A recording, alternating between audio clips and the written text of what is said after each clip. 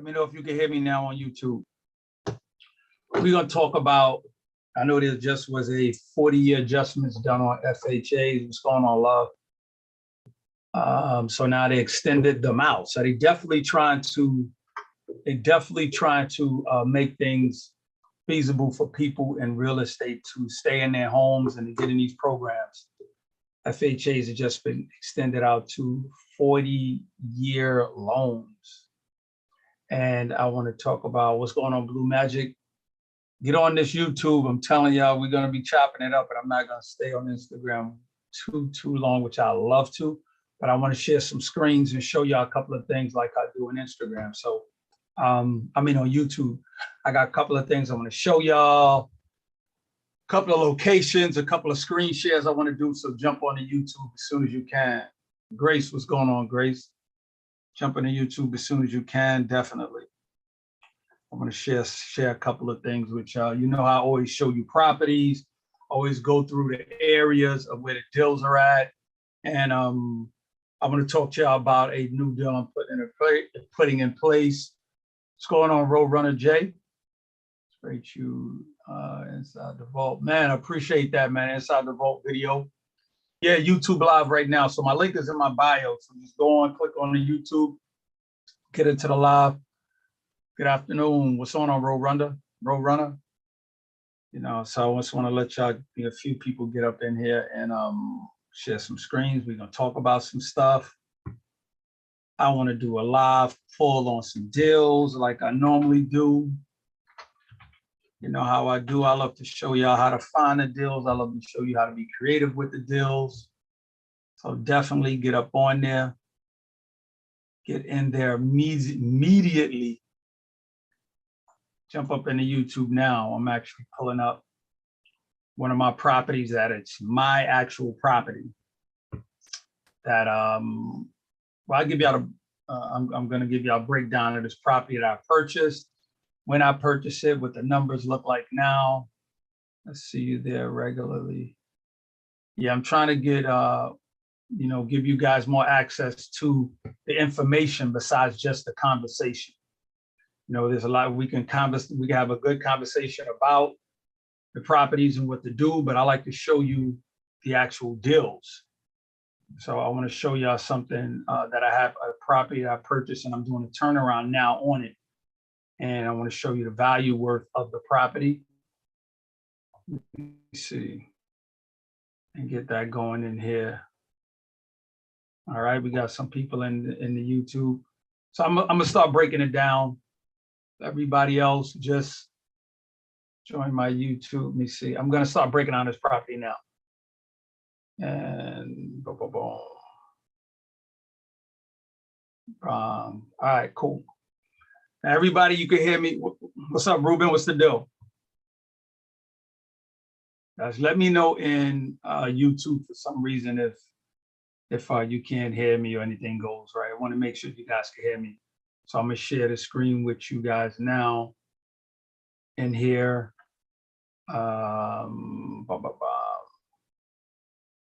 Just deal. This was a heck of a play right here. I did. 1, 2. Let me just get it over. All right, give me a second, y'all. Let me get everything straight for you right now. And remember, for me, the thing that I want y'all to really,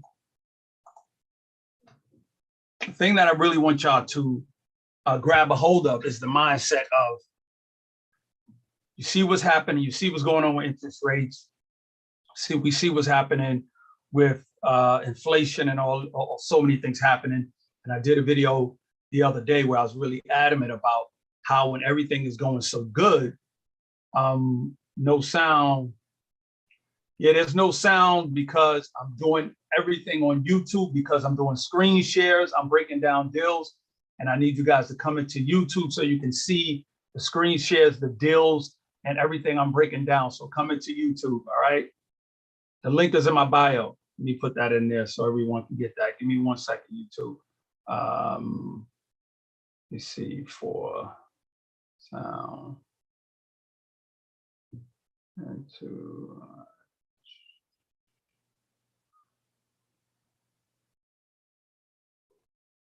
I'm gonna get this for sound comment to link and bio. There we go. I think that's good.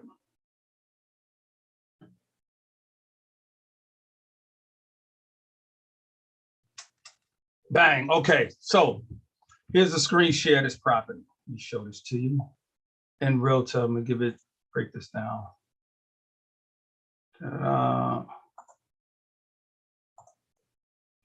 Now this property here, I purchased this property. This one's in Georgia. And the objective here is for you guys to feel like there's still room for you to breathe.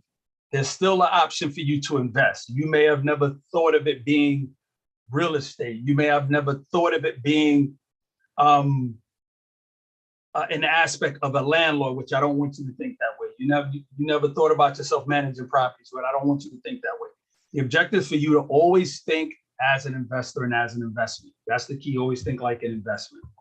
So this property here, I purchased this one 2019, right? Now, this is how much I paid for the property right here. 2019, I bought this property for this price. I was thinking about selling it right about here at this price, but I'm glad I didn't and I held on to it. So this was the purchase price. This is when I thought about selling it, right? So remember, this is what I paid for it. And the value of that property now, 2 years later.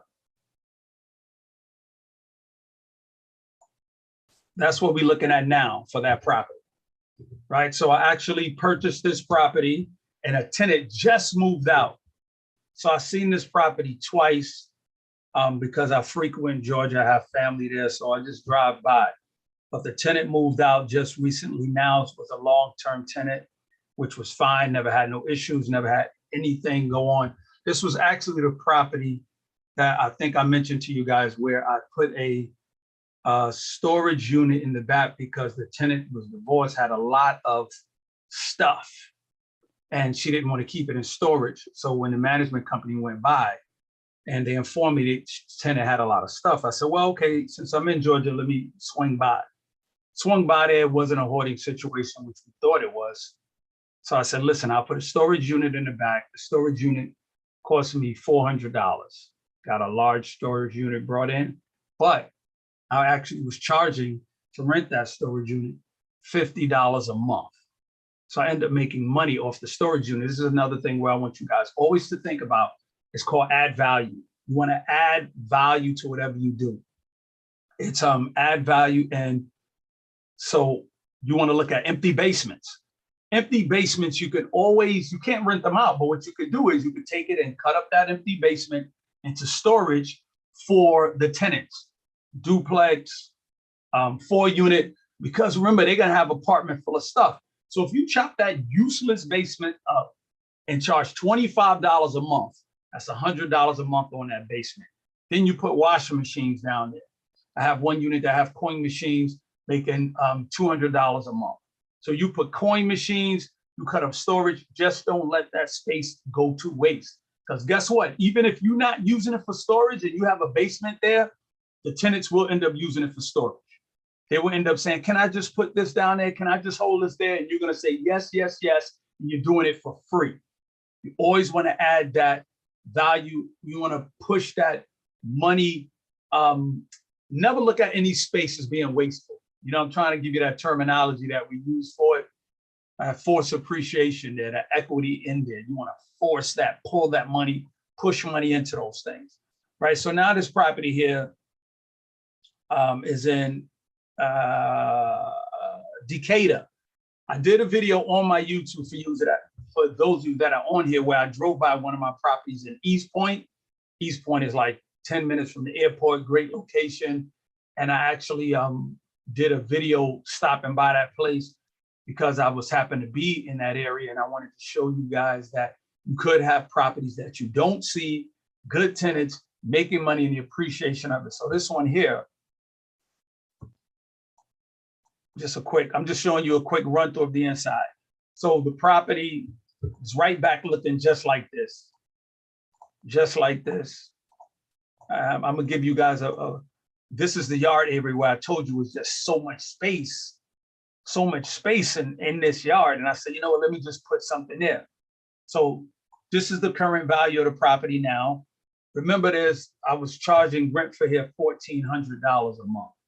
Right, so $1,400 a month on this property is great. So now the thing is there deals in Atlanta? No. Is there deals in Georgia? Yes. Where would you look in Georgia? I'm going to tell you guys 100%. Look in the outskirts. Look at Savannah. Look at Columbus. We can actually pull up those.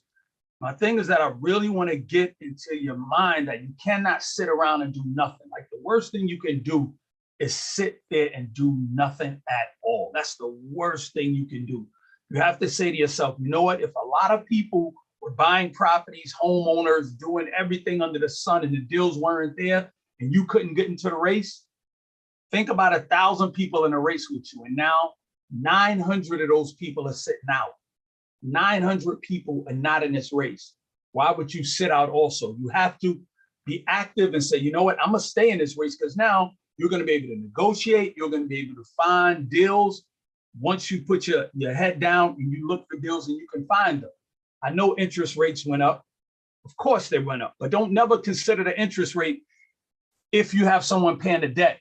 Like I have properties that I purchased before the interest rates were low. They have 6% interest, 5% interest.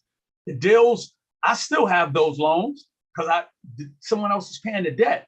So now that the interest rates are going back to normal, which actually they're going back to where they're normally at, the 4s, the 5, hovering around that, maybe a 6. So when we had those low rates, that was abnormal. So everybody was going crazy getting those deals. But think about it, that wasn't the norm. Now we're heading back into that space with things where it is. So your mindset should be, as long as someone else is paying for the debt, the interest rate doesn't bother me at all. At all. So now this was one thing I tell you guys about realtor, and I break this down before. You just want to look at the state as a whole. You want to examine what the state as a whole is doing. Type in, we look at Georgia, we go to filter, we filter it off. We filter it off to tenant. Then we want to make sure each search word is separate.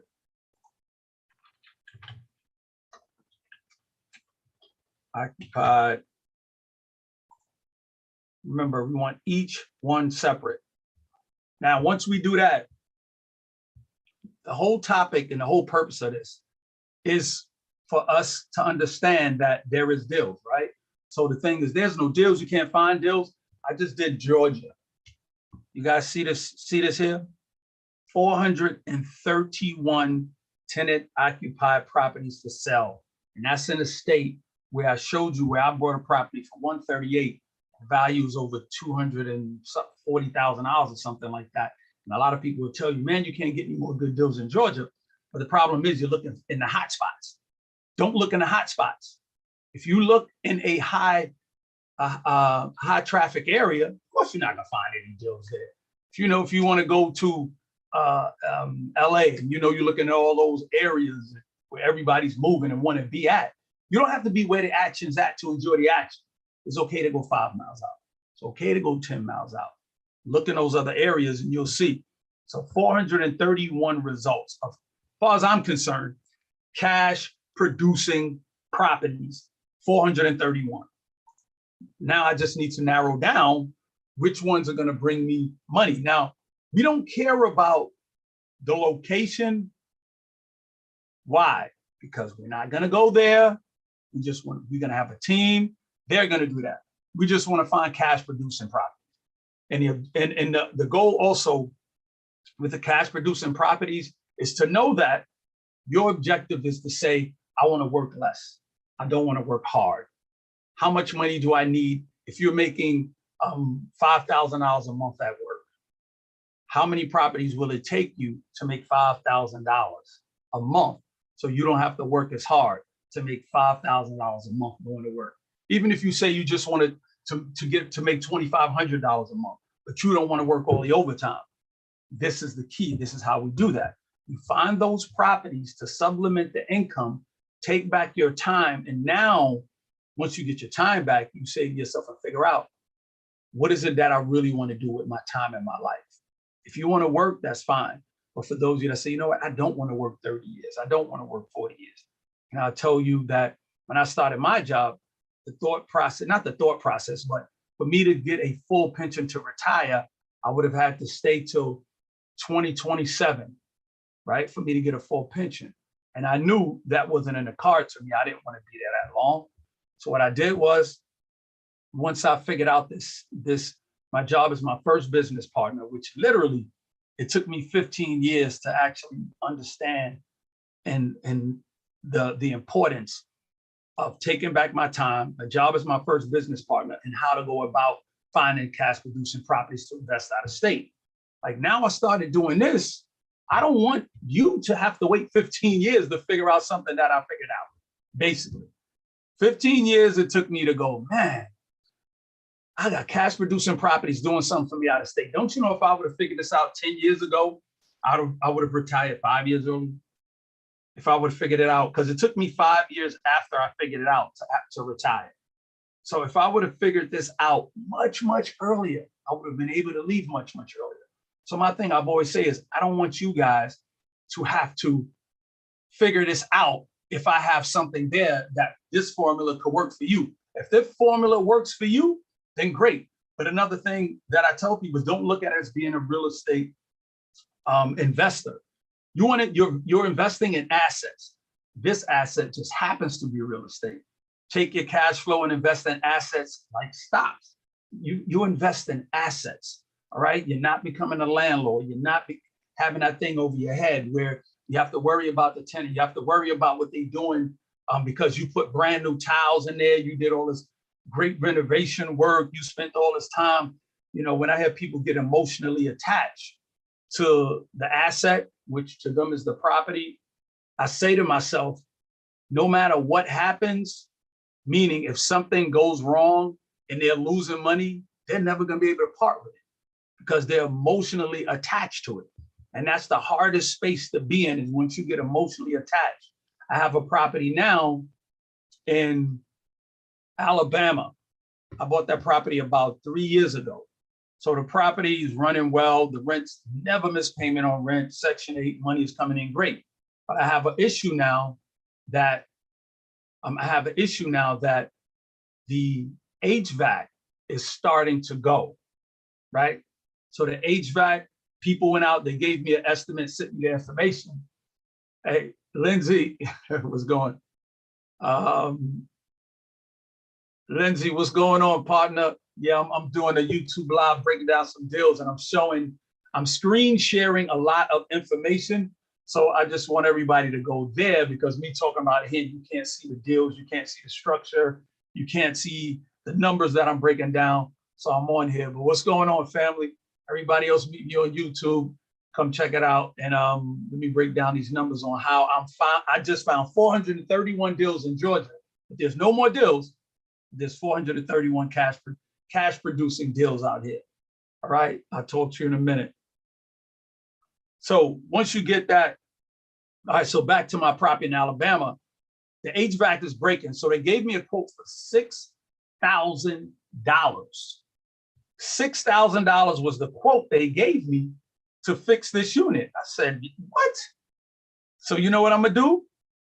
That $6,000 they want, I can fix the unit and it's gonna last for about, the unit's gonna last maybe for about another 6 months, 8 months. 6 months, 8 months is gonna last me. But what I'm gonna do, I'm selling the unit. I'm selling that property. I had the property for 3 years. The property is going great. The property looks good. Everything else, cool. I don't want it no more because I don't want to put 6,000 in it, right? I'm making off that property a little over $6,000 a year. Why would I fix the HVAC and now I'm gonna lose a year's worth of cash flow to stay in the property? Nah, it served this purpose. The asset served this purpose. I bought the property, it was making money. I'm selling a property, it's still making money, but now it wants to take the money away from me for me to put it in the HVAC unit that's gonna last for 15, 20 years when I'm not gonna have it for 15, 20 years. I'm not doing that. So I'm gonna spend the money to fix it, which is about $800. That'll last maybe 6 to 8 months. I'm putting it on the market. Well, it's actually on the market now, and I'm gonna sell it, and I'm gonna make a profit from the equity of keeping it for 3 years and the fact that I was cash flowing for 3 years. That's how I look at it, as a cash flowing asset and not an emotional thing. You see what I mean? So if you get emotionally, now if I would have gutted this, did all this work and everything else, I would probably be so attached to it that I would say, you know what, dang, I put 30,000 in here, 40,000. Let me just fix this unit for 6,000 more. No, why would I do that? Now I'm in the red for maybe 2 years, 3 years. Now I'm gonna sell this unit. I'm still in the black. I'm gonna take that money, and what am I gonna do? I'm gonna buy more properties. I'm gonna buy more properties. That's what I'm gonna do. Exactly. Style Sense, Chanel. Let me shout out my people real quick in YouTube. Nick, Blue Magic, Denzel, Ruben, Roadrunner. He jumped over here. Gabby in the building. Al in the building. You see, make sure I ain't miss nobody. BK Martin in the building. All right, all my people over here. I see you. You text, you send a message. I like to shout out my people, definitely. All right. So I'm selling that unit, moving on, and I want y'all to think like a CEO, not like a landlord. I want you to think as an investment. I want you to think as an investor in assets, not like someone who's just buying real estate and you're going to be having that thing hanging over your head. What if something goes wrong? I just gave you a scenario. Something is happening. Masterpiece, what's going on, bro? $6K for a new one. To fix it is $800. So I'm spending the $800 to fix it and sell it, not $6,000 for a new one that somebody else is going to inherit, right? But let me give you a breakdown real quick. Assets and run its course. Let me give you guys a breakdown of something that did happen on a unit. I had one property, the HVAC did break, and I had to fix it. I had no choice, had to fix the HVAC. What did I do? I said, okay, man, I fixed this. Do I keep this property for 15 years? I said, nah, you know what? Something else was starting to go on it. So I sold the property. But what I did was, I could have sold it and just walked away with the warranty and said, nah, you know what? If something goes wrong, they'll fix it. They'll get somebody to come out. What I did was I sold the warranty to the new unit that I put in there. I didn't need it anymore. I signed over the warranty, and now they have the warranty. Because if I didn't give it to them, what would they do if something goes wrong? They would call somebody else out. And now he would actually charge them to fix a unit that's under warranty. So I was like, I made some bucks off of that deal. You know, always look at maximizing a situation, or always think, see, the only reason I think like this, because I think like a business person running a business. When you think like a business person running an actual business, and I always say, start running your business before it turns into a real business. You're going to grow. You're going to find yourself growing and growing and growing and growing. And you're going to start being real clever with maneuvering and doing deals.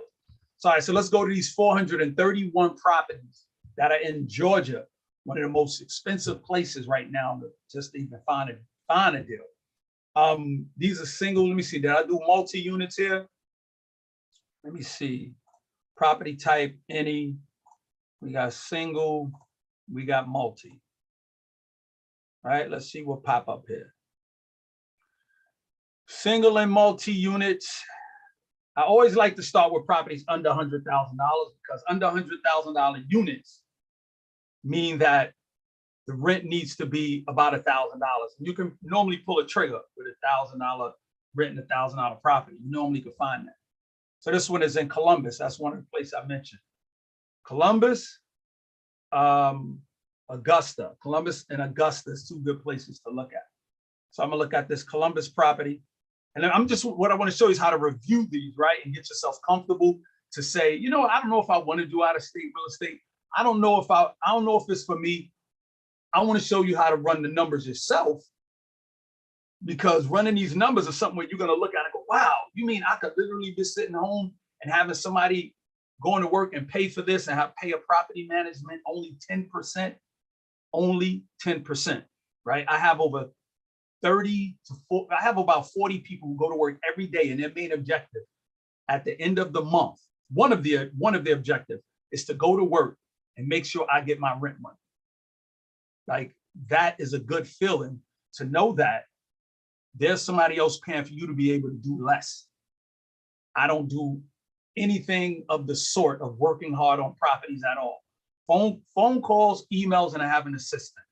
And it's very important for you, like I said, to run your business like a business and have an assistant, because if you're taking time off to do something else, you're taking away from growing your business.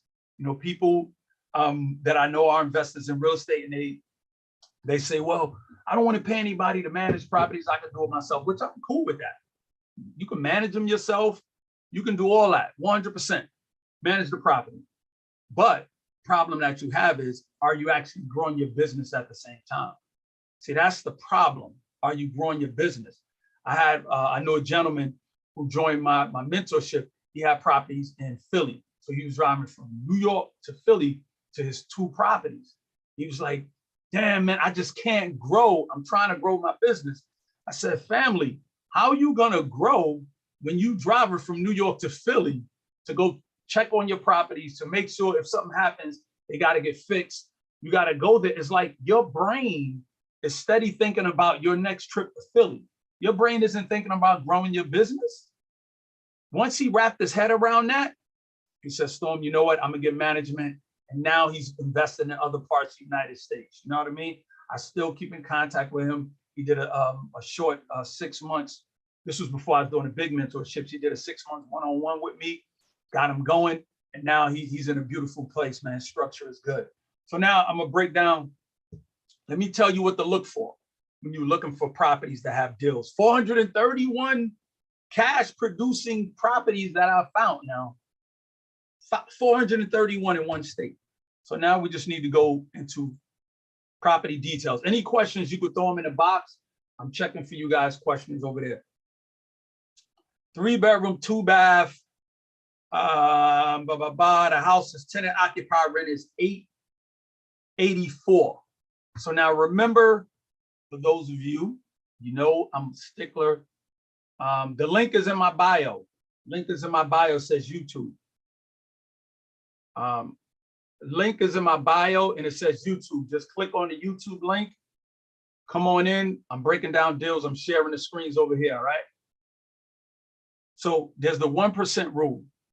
1%, do I care about capital gain? I don't care about capital gains because the property values where they're at and how long I'm going to keep them. Capital gains are not that much, or I would just transfer them over to the next deal. So the rent must be 1% of the asking price of the house. If a house is $90,000 for sale, you need to make $900 a month. And that, when you follow that structure alone, you're starting out making 30% return on your money, 30%. So now this property is $95,000, right? So the rent needs to be $950, but the rent is only $884. So that's not meeting that rule. So you have to make decisions for yourself. What I say is, can I negotiate? How long has this been on the market? If it's been on the market for a while, I know I can negotiate. If they're not paying enough rent and I know that I can raise the rent and this area is going to keep going up in value, then I might consider it. But we don't want to make no less than 10% return on our money. That's the objective, right? So how do you find out the rent? All right. You find out the rent through Rentometer, right? So I want to just let's find out what the actual rent of the area is. What we're going to do is we're going to go here. Rentometer gives you the rent, like I said, for the area. So we just want to put in, we don't know the rent, so we blank that out. We want to know bedroom and bathroom, 32.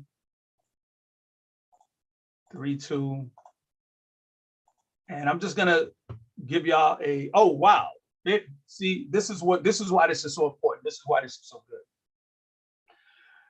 They're actually not paying market rent market value. They're paying $884.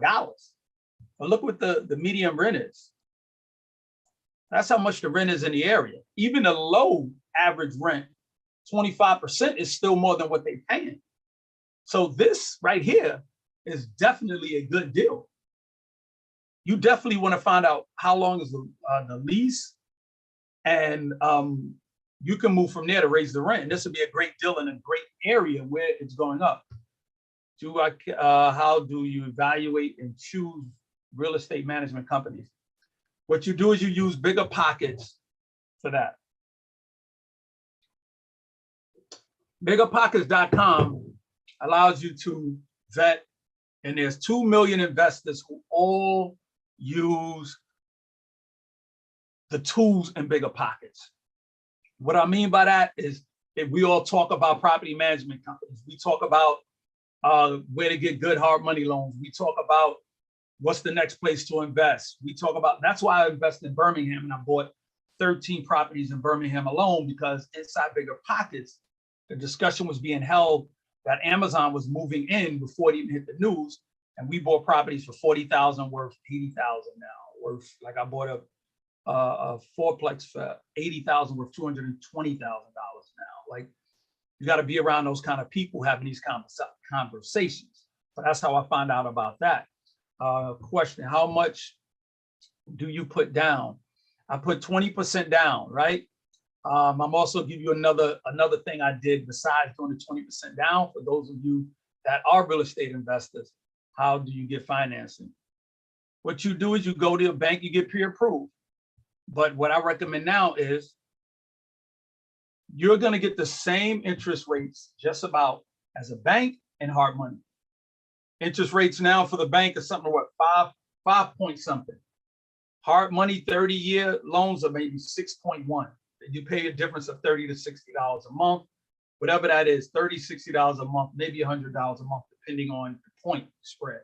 But the advantage is you don't have to have 6 months of pay stubs. You don't have to live at a certain residence for a certain amount of time. You don't need a 750 credit score. With hard money lending or asset-based lending, you need a 640, 650 credit score. You don't need all these documents that the banks are going to make you jump through hoops for, and you may lose the deal. So that's why I say banks are not meant for you to be an investor. Banks are made for you to be homeowners. I have several mortgages with a bank, but I went through hell and high water to get those, and I would never do that again where I'm at in my position now of owning so many properties. So if you know you want to be an investor, you want to get this game, and you know that you might have a few things held against you, like your credit score, certain amount of this and that, then cool. Do asset-based lending and get in the game. That's the key. You know, the rates are high right now. Like, I'm getting ready to do a 11 portfolio deal now with 15 it's 15 properties I'm getting ready to do right now. And the rates I'm getting is a 6.5. I'm fine with that. 6.5, 11 properties. And I know that if I went to a bank, I would be going through hell and high water trying to do a 15 property deal with a bank. So I'm not even thinking about that. I'm gonna get this deal done, you know, get this done. But let me give you another scenario of financing a clever strategy with financing. You know what, I'm gonna share a little bit with you, right? Because it's a technique to it. And I did a video call. I bought 3 properties for $1,000. And the way I bought the 3 properties for $1,000 was each property I was buying under value for what it was. You can obtain a 30-year hard money loan. Yes, they are now have programs that get 30-year loans for asset-based lending, hard money lenders. They now have packages to compete with the banks. So you can do that. So what I did was, if I was buying a property that's worth 80,000, I'm buying it for 60,000, 20,000 worth of equity. It needs a little work. I would say, okay, I'm gonna do some work on this property to get it to the $80,000 value of what it's worth. So now with that, I would do a loan that would be based on me fixing a property to get it where it is at the $80,000 appraisal. So when you do those kind of loans, I only need to put 10% down, 5% down. So I would put 10% down, which is not the 20%. Then I would do just a minimum of work or whatever, because now I have the $20,000 that I can use to fix the property, that additional $20,000 fixed money. What I would do is do a little bit of work, take that 20,000 out automatically. I'm taking the equity in advance. So I did that for 3 properties. Took the 20, took that 20,000 out. Going to the closing table was $21,000. So I took the equity I took out, paid the $20,000 at the closing, and only ended up paying $1,000 to buy 3 properties. But you just have to be really savvy and clever to do that. Not even savvy or clever, just be in the game long enough to understand your options. Like when you're new, you're nervous, I get it. Don't worry about it. The thing is, just get into the game, understand the numbers, and partner with people. I cannot stress the importance of finding a partner, someone who thinks like you. But find someone who does something better than you do. If you know you want to be an investor and be in real estate, you have money, go get somebody with knowledge. If you know you got knowledge, you want to be in real estate, find somebody with money. 2 people with knowledge and no money, still broke people. 2 people with money and no knowledge is just 2 people with money. Find that. So my main thing in my mentorship is to put these kind of people together. People with knowledge, people with money, make sure you guys can team up and do the thing that you need to do to grow, right? When I started, I think I was up to like maybe 6, 7 properties before I started partnering, and my mentor told me about partnering. Once I partnered, I shot from like 6 to 10 to 12 to 24 to 34 properties. Because I started partnering with people. I was taking my $40,000 that I might buy a $200,000 property with, and now I was taking that $40,000 and buying 3 properties with it instead of 1. So I was splitting that down payment up into 3 people, right? So now when my taxes come, you're writing off more property, writing off more benefits, you're gaining more. You know, you have to look at these big projects we see being done. People people who invest in real estate and have money and they invest in real estate, they don't take $1 million and want to throw it on one project. They'll take $1 million and cut that up 5 times in 200,000 in the $5 million projects, because now their portfolio looks better, right? When you hear someone says my portfolio, I have 50 houses, like they probably won't own all those 50 themselves. They partnered on those 50 projects. But think about it, you have equity growing in 50 different properties. You have cash flow from 50 different properties. You're doing your tax write-off K1s on 50 different properties. See, the benefit of the partnering is where I talk a lot about and doing in my taxes and the write-offs I'm getting. In New York, you write off 30% of your mortgage, rent, and it's okay to be a renter and buy properties. It's okay to be a renter. It's okay to be a renter and buy real estate. Let me repeat that. If you have a good situation, the rent's low, the rent's controlled, or you just say, I don't want to own anything, but I want to invest in real estate, it's cool to do that. Become an investor, buy you some assets. Don't let no one say, well, how do you own property? Don't own your own yet. No, that's crazy. Best thing to do, and I did a post today that explains, you want to have investment properties to pay for your dream home. You want to have all these other assets to pay for your home.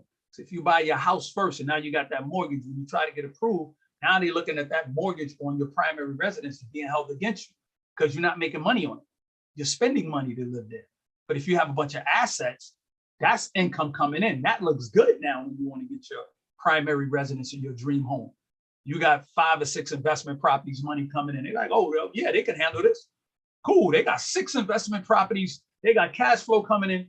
What kind of house do you want to buy?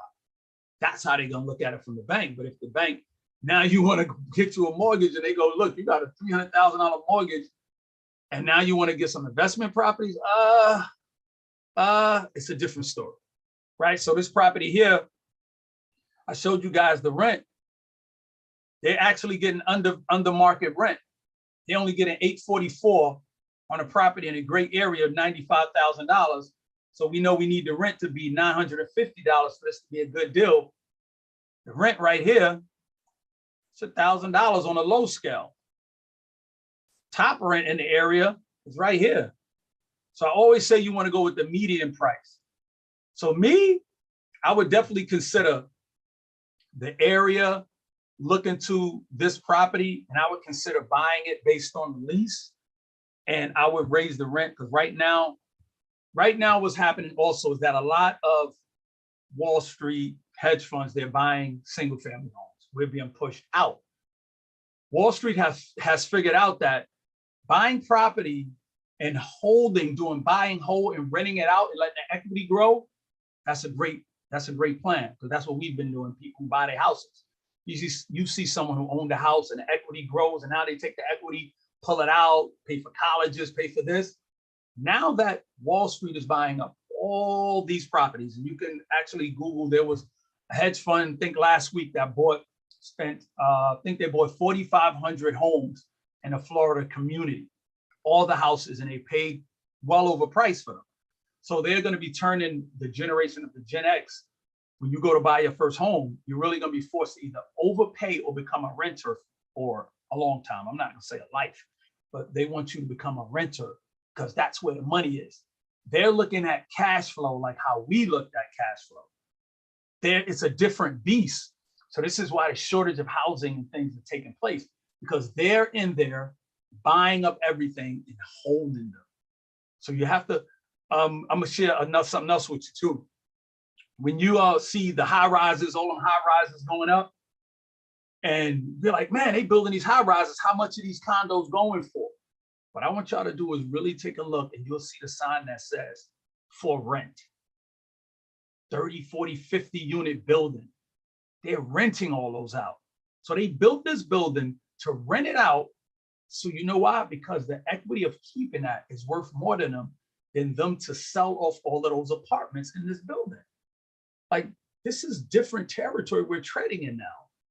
You have to make a conscious effort now if you want to get into home ownership and investing as a whole, to say, what are you going to do and get in? Because the way they snatching everything up, they're buying things by the boatload. And no more, we can't be late to the party over and over again. Like, it has to stop. Like, we have to stop. If I would have bought this, if I would have gotten then, if I would have bought Bitcoin at $1, 10 years ago, I knew about Bitcoin. I remember when the crash happened. I remember. Like, no more.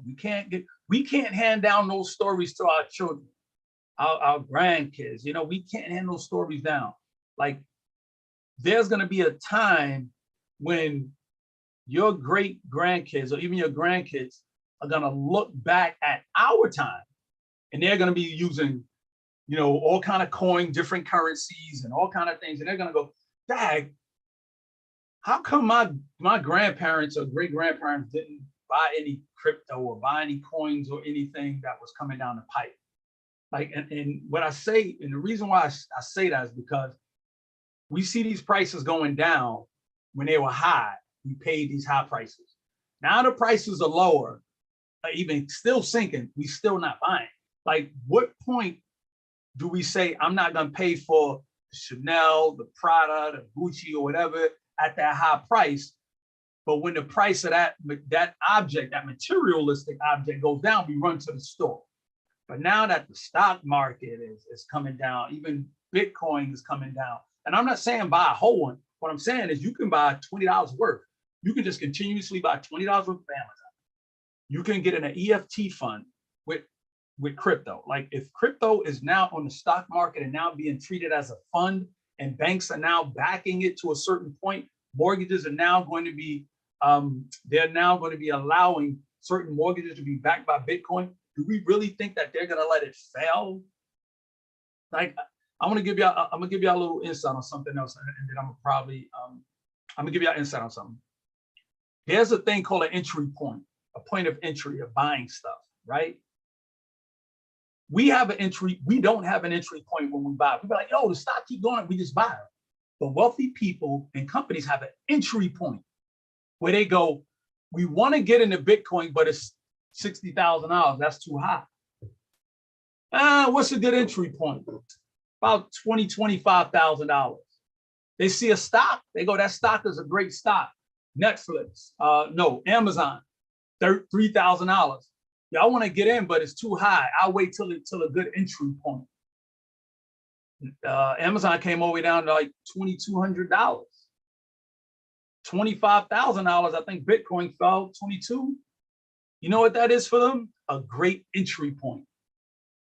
All of these big institutions are now backing something. Why do we think it's going to fail? if they put billions of dollars in it. We see they named the LA arena crypto.com. We see that there's so much more advertisement. We see so many other institutions getting ready to start taking crypto, getting ready to take some kind of form other than money. Why don't we just buy $100 and let it sit? Why don't we just buy $300 of it and let it sit?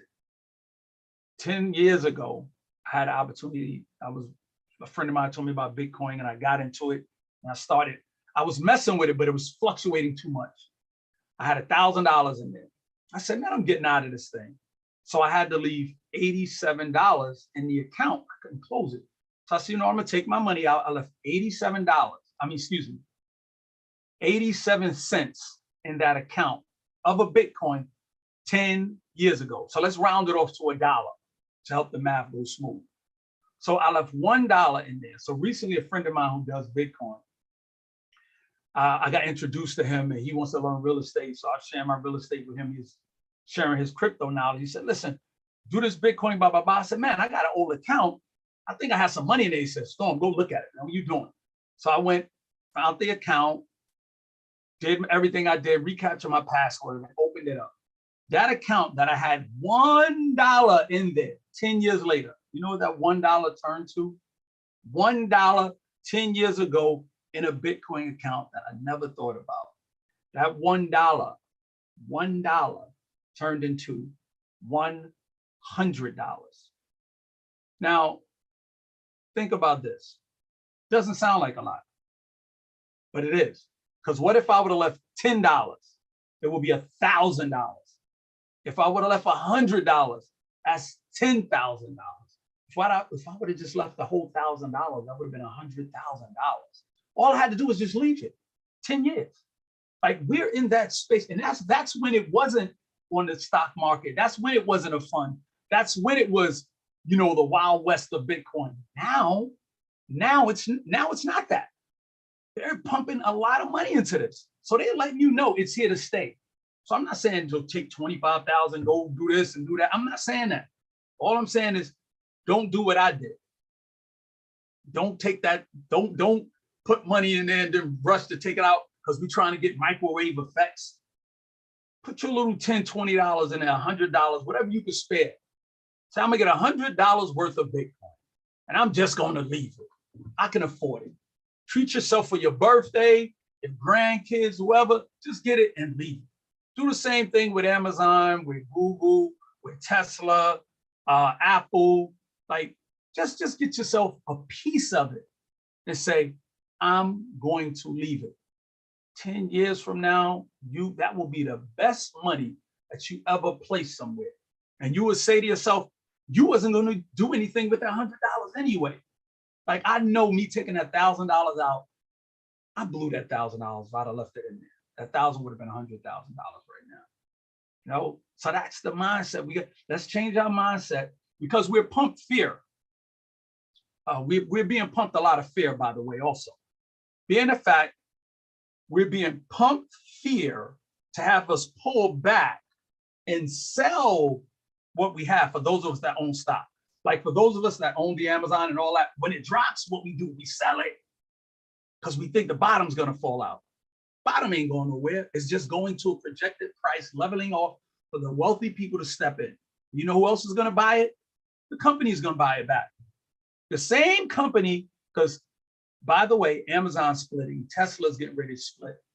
Who else is splitting? Google's getting ready to split. What I mean by split is one stock will turn, like they're going to give you, I think it's somewhere like one is going to turn into 20. So if you have one, you're going to get 19 more. Like I got into Netflix, which is also a part of my story of how I was able to grow my money so fast because I took real estate, bought assets, and then instead of buying real estate and just waiting to retire and have that equity, I took my cash flow and I started investing, thinking like a CEO. I took that cash flow, put it other places. I bought Netflix at $55 when CDs were going out and everybody was panicking. And Netflix went from like 100 and something down to $55 because they got rid of the DVD department. I'm like, why are they running? I bought it for $55. It went up to $700. And once it's 700, they said they're going to do a split from 700 back to 100, which means every stock that was 700, they give you 6 more to equal $700. So I did well on that. I did well on the Amazon at bought at $700. So that's happening now. If you buy a piece of an Amazon right now, it's going to split to 19 more pieces. And people who couldn't afford that $3,000 Amazon stock or $2,200 Amazon stock right now, when it's split and goes down to $150, could you imagine the madness of how many people are going to rush to buy that stock? And it's going to do this. It's going to go back up again. Because how many people wish they could afford it? Like, just because the bottom looks like it's dropping, we have to say, does it make sense? I still know tons of people who have Prime service. Amazon is still shipping. They have their own planes, their own business, their own trucks, their own delivery service. They're breaking away from the postal. It doesn't make sense. It's still making money. Why is it dropping? It's not going nowhere. So I just wanted to share that knowledge with y'all to become savvy investors and think if something don't smell right, something's up. Don't let fear pump into us. Don't let them pump the fear into you so you don't invest and you sit in the corner and wait till everything, till the smoke clears. Because when the smoke clears, the rich are going to get richer. You want to be able to be like, nah, I might not be able to buy as many as you, but I bought 2, I bought 3.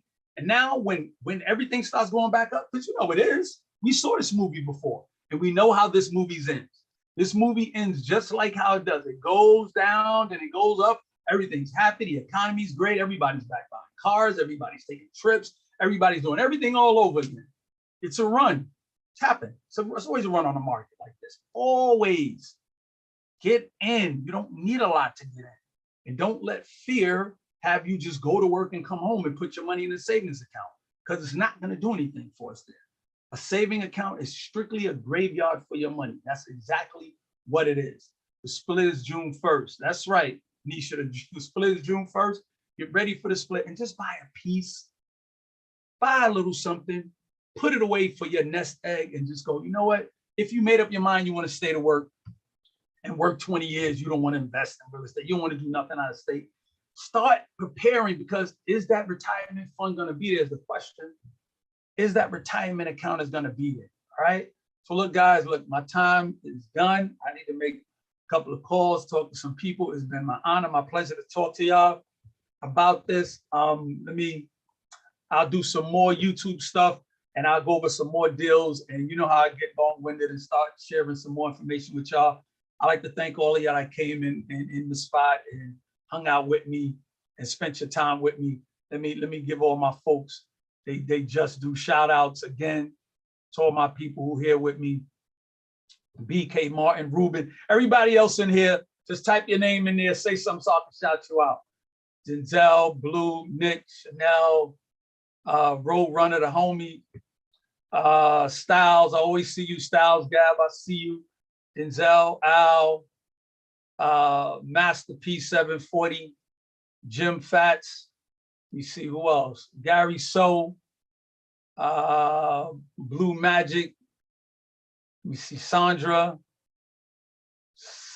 again, Nisha Horton, thanks for that information, Monique Draper, no doubt. I got to shout out my people all the time. Lakia Rose, ASK, we know always seek knowledge. That's our birthplace, baby. We still rocking that. Michael, Christina, Chris, Blair, Huntley, Universal Meta first. Let me see, make sure I got that right. Universal. I hope I got that right. Harnell Harper, Blissful Ones, and Chanel again. Yo, I appreciate y'all being here. I'm gonna be doing this every Wednesday, 8 o'clock, going on, bringing y'all information, bringing y'all powerful tools to use. I'm also gonna be giving you any latest tips or anything I can give you to help you move forward with your investing endeavors. I want to try to help you create a quicker exit to the door of retirement or the quicker door to relaxation in your life. getting extra income coming in, because that's what we need. I want you to know what it feels like to get passive money in your life that you don't have to work for. And I want to do everything in my power to help you guys, man. And Employee Millionaire is what it is. Those of you, you can go to my link and Instagram in my bio. If you want to, my boot camp is coming up. My first property boot camp is coming up, where I'm going to teach you guys how to actually get your first property. So just go to my Instagram, go in the bio. Anything you want is there. My ebook is there. Why most people make mistakes investing. And as always, I like to say before I sign out, y'all know the saying. Those of you at home, say it with me all the time. 1, 2, 3. Always seek knowledge.